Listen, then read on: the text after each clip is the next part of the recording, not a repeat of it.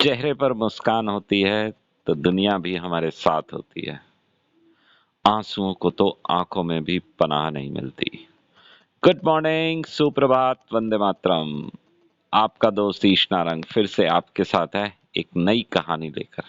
कहानी वो जो दिल के करीब हो, कहानी वो जो एक मैसेज दी जाए, कहानी वो जो आपके जीवन को छू जाए। बस ऐसी ही एक कहानी आज फिर एक मैसेज के साथ लेकर आया हूं। कहानी है एक गांव की। एक गांव में एक किसान बड़ा ही मेहनती, बहुत ही मेहनत करके अपनी फसल बोता है, फसल काटता है और इतना बड़ा अच्छा कमा लेता है। ऐसी कोई प्रॉब्लम नहीं है। ऐसे ही जिंदगी बहुत बढ़िया तरीके से चल रही होती है। और एक दिन किसान घर पर नहीं होता, और जब किसान घर पर नहीं होता तभी उसके घर में मेहमान आते हैं। और जब मेहमान आते हैं वो दरवाजा खटखटाते हैं और अंदर से किसान की पत्नी बाहर निकलती है। और वो उनको नमस्कार करके जब वो पूछती है कि किससे मिलना है, तब वो किसान का नाम लेते हैं। तो वो कहती है किसान तो इस समय खेत पर है, काम करने गए हुए हैं। वो कहता है कोई प्रॉब्लम नहीं है, आप किसी को भेजकर किसान को घर बुलवा लें, हम उसके बाद बैठ जाएंगे, कोई समस्या नहीं है।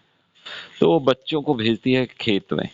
और खेत पर बच्चे जाते हैं। किसान अपने काम में लगा हुआ है, बैलों के साथ हल से जोत रहा है खेत को। और खेत जोतते जोतते उसका बच्चा उसके पास आता है और उसको कहता है कि पिताजी घर में कोई मिलने आया है, तो आप घर चलिए, ताकि उसको बहुत अधिक प्रतीक्षा ना करनी पड़े। ये सुनकर किसान थोड़ा सा हैरान होता है कि कौन आया है इस समय। और वो बैलों को अलग थोड़ा सा साइड में ले जाकर बैलों को और हल को वहां पर छोड़कर बांध कर एक ठिकाने से अपने काम को विराम देने के लिए जो आवश्यकता होती है वो आवश्यकता अनुरूप बैलों को बांध देता है। और फिर वो और उसका कुत्ता दोनों घर की ओर चल देते हैं। और कुछ देर के बाद घर पहुंचते हैं। जब वो घर पहुंचते हैं, किसान उस व्यक्ति से मिलता है, वो उसका पुराना मित्र होता है। दोनों गले मिलते हैं क्योंकि बहुत समय के बाद उनका मिलना होता है। और जब बातचीत चल रही होती है तो उसका मित्र किसान से एक बात पूछता है। किसान से पूछता है कि क्या तुम्हारा खेत बहुत अधिक दूर है? तो किसान जवाब देता है कि बिल्कुल नहीं, ऐसा बिल्कुल नहीं है। तो आप रास्ते में क्या कहीं और गए थे, कहीं से लंबा चक्कर काट के आए हैं? तो किसान इस बात के लिए भी मना करता है, परंतु किसान हैरान हो रहा होता है कि ये ऐसे प्रश्न क्यों पूछ रहा है।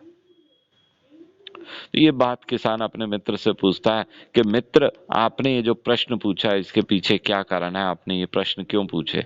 तो वो कहता है कि मेरे भाई, तुम खेत से घर पर आए, तुम्हारे साथ तुम्हारा कुत्ता भी आया, लेकिन कुत्ता ना बहुत ज्यादा हाँफ रहा था, जबकि तुम्हारे चेहरे पर लेश मात्र भी थकान नहीं थी। कोई भी ऐसी बात नहीं थी कि तुम बहुत लंबा चल के आए हो।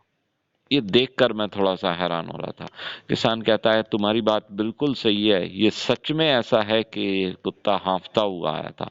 उसका कारण ये है कि जब मैं खेत से घर आ रहा था तो मैं सीधा सीधा घर आ रहा था, परंतु रास्ते में मिलने वाले कुत्ते या कोई और जानवर या कोई पक्षी जब इस कुत्ते को दिखता था तो कुत्ता उसके पीछे भागता था और भौंकता भौंकता थोड़ी देर बाद वापस मेरे पास आ जाता था। थोड़ी दूर चलने पर फिर इसे ऐसा ही कुछ दिखता था, फिर उसकी तरफ भौंकता हुआ भागता था और फिर भौंकता हुआ मेरे पास आ जाता था। इस तरह से ही कुत्ता भागता था और वापस आ जाता था, भौंकता था और वापस आ जाता था। इसीलिए ये कुत्ता इतना हाँफ रहा है और मुझे लेश मात्र भी थकान नहीं है, क्योंकि खेत बहुत अधिक दूर भी नहीं है। और जीवन में भी हम लोग यही करते हैं।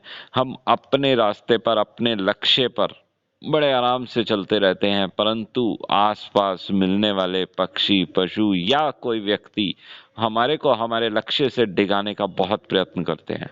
हम उनसे बातचीत करते हैं, उनके ऊपर भौंकते हैं, यानी उनसे लड़ने का प्रयास करते हैं या उनकी बातों में आ जाते हैं। ऐसा कुछ भी हमारे साथ होता है और हम अपने लक्ष्य पर, रास्ता जो है उस पर भटकना शुरू कर देते हैं। और जिस लक्ष्य पर हमें कुछ ही समय पर पहुंचना होता है, उस लक्ष्य पर पहुंचने में बहुत अधिक समय लेते हैं और उतनी ही एनर्जी भी हम वेस्ट कर देते हैं। तो अपने लक्ष्य के ऊपर पूरी तरह से केंद्रित रहना है, उसके ऊपर नजर रखनी है। आसपास लोग हमारे ऊपर हंसेंगे, हमारे को टोका टाकी भी करेंगे, हमारे ऊपर क्रोध भी करेंगे, हमारे को अपने लक्ष्य से, अपने रास्ते से भटकाने का प्रयास भी करेंगे। हम जिस मंजिल की ओर भाग रहे हैं, जिस मंजिल की ओर जा रहे हैं, उस मंजिल के लिए लोग उल्टी सीधी बातें भी कहेंगे, नई नई बातें भी बोलना शुरू करेंगे, और हमें पूरा प्रयत्न करेंगे कि हम अपने रास्ते से दिख जाएं। हम मर्सिडीज के लिए भाग रहे होते हैं और उनके पास ऑल्टो भी नहीं होती, और वो हमारे को समझाने का प्रयत्न करते हैं। तो ध्यान रखना है हमने इन सभी चीजों का, अपने लक्ष्य को नहीं छोड़ना है, अपने लक्ष्य पर अपनी नजर केंद्रित रखनी है। और जब हम ऐसा करेंगे तो अपने लक्ष्य को जल्दी ही प्राप्त कर पाएंगे।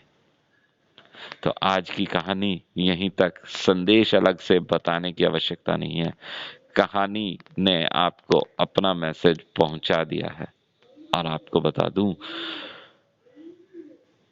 प्रेम बड़ी कठिनता से मिलता है, बड़ा मधुर होता है, भय बड़ा भयानक होता है, और सुखद यादें हमेशा संजो कर रखनी चाहिए। तो आज के लिए इतना ही। कल सुबह इसी समय, इसी लिंक, इसी प्लेटफॉर्म पर हम फिर से मिलने वाले हैं।